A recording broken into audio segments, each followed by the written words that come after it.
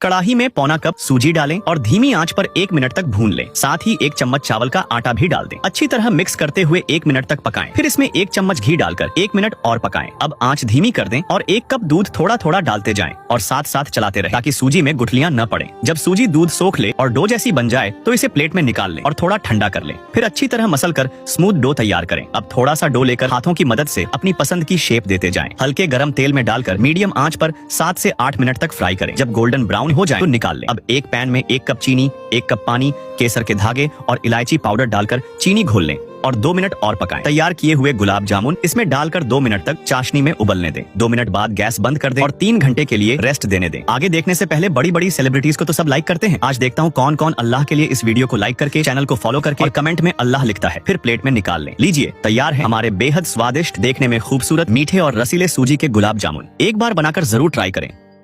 Wow!